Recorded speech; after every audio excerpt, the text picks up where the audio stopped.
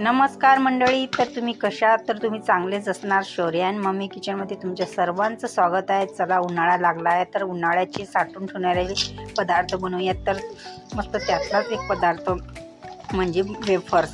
साठवून ठेवण्यासाठी मस्त उपासाचे वेफर्स बनवूया. खूप छान लागते उपासाचे वेफर्स. पांढरे शुभ्र असे वेफर बनवूया, न पिवळे पडलेले, मस्तपैकी असे लालसर पण नाही पडलेले आणि पिवळे पण नाही. तर असे पांढरे शुभ्र आपण बटाट्याचे वेफर बनवूया. बघा किती पांढरे शुभ्र झालेले आहे, तर खूप छान लागतात. तर त्याच्यासाठी काय करायला लागते, बटाटे खूप मोठ्या साईजचे आणायचे. तर मोठ्या साईजचे आणले की वेफर्स छान पडतात, त्याच्यामुळे बटाटे मोठ्याच साईजचे आणायचे आहे. तर इकडे बटाटे घेतलेले आहे मी 5 किलो.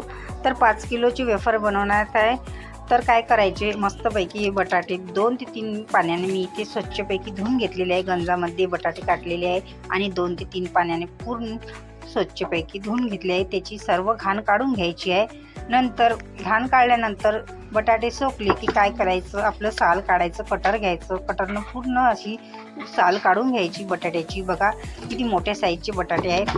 तर काळे न पडले पाहिजे, त्याच्यामुळे मी एका गंजामध्ये पाणी ठेवलेलं आहे आणि त्या गंजामध्ये साल काढलेले बटाटे त्याच्यामध्ये टाकून दिलेले आहे. म्हणजे आपले बटाटे काळपड नाही पडले पाहिजे आणि पिवळे पण नाही पडले पाहिजे. त्याच्यामुळे मी या गंजामध्ये साल काढलेले बटाटे त्याच्यामध्ये टाकून दिलेले आहे. नंतर ते बटाटे आणखी 2 ते 3 पाण्याने स्वच्छपैकी धुवून घ्यायचे. धुतल्यानंतर मस्त काढून घ्यायची बाजूला. नंतर इकडे मी 3 साचे घेतलेले आहे बटाटे काढण्यासाठी. तर इकडे बघा चपात्या 3 घेतलेल्या आहे. तर डिझाईनचे बनवायचे असते तर असे डिझाईनचे बनवू शकतात. तर इकडे बघा मी डिझाईनची चपाती घेतलेली आहे आणि असे डिझाईनच्या चपातीनुसार असे आपण करू शकतो. बघा किती छान असे डिझाईनचे जाळीदार पडणार आहे. तर खूप मस्त, मुलं पण आवडीनं खातात डिझाईनचे जर बनवले तर आलू चिप. तर बघा मी इकडे सर्वप्रथम डिझाईनचे आलू चिप पाडणार आहे जाळीदार. बघा किती जाळीदार छानपैकी अशा आलू चिप पडलेली आहे डिझाईनची. नंतर ते मी आणखी पाण्यामध्ये टाकून दिले, कारण की आपले वेफर्स काळपट नाही पडले पाहिजे, त्याच्यामुळे पाण्यामध्येच टाकायचे आहे आपले. नंतर मी दुसरी चपाती घेतलेली आहे त्याच्यामुळे.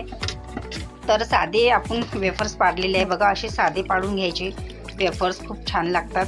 तर मुलं आवडीनं खातात डिझाईनचे जर पाडले तर.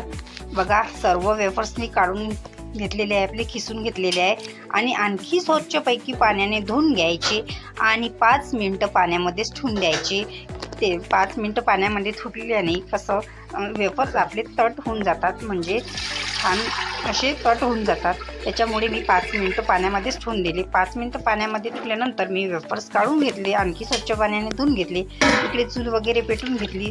तर चुलीवर असा गंज ठेवला. नंतर त्या गंजामध्ये पाणी टाकलं.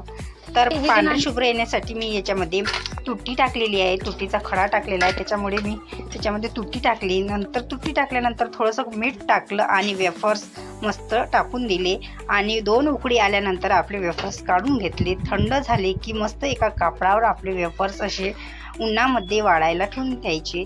बघा असे वेफर्स मी उन्हामध्ये वाळायला ठेवून दिले. मस्त 2 दिवस झाले की छानपैकी असे वाढले. 2 दिवस झाले की आपले वेफर असे काढून घ्यायचे मस्तपैकी. बघा सर्व वेफर्स मी उन्हामध्ये वाळायला ठेवून दिले. तर सर्व वेफर वाळून झाले की मस्त 2 दिवस वाळले की काय करायचे, मस्त बघा किती वाळलेले आहे आणि आपले 2 दिवसानंतर आपले वेफर असे वाढलेले आहे. बघा तर मी एका कढईमध्ये तेल टाकलं आणि मस्तपैकी तेल गरम झालं की त्याच्यामध्ये असे वेफर्स टाकून दिले. बघा किती छान असे वेफर आपले पांढरे शुभ्र आलेले आहे आणि जे डिझाईनचे होते ते पण खूप छान अशी डिझाईन आलेली आहे आणि मुलं खूप आवडीनं खातात डिझाईनचे जर वेफर्स अशा पद्धतीने केले तुम्ही. तर कशी वाटली तुम्हाला वेफर बनवण्याची पद्धत? तर अगदी सोप्या पद्धतीने मी तुम्हाला वेफर बनवण्यासाठी पद्धत ही सांगितलेली आहे. तर माझा व्हिडिओ आवडला तर नक्की कमेंट करा आणि शेअर करा, लाईक करा. Bye bye.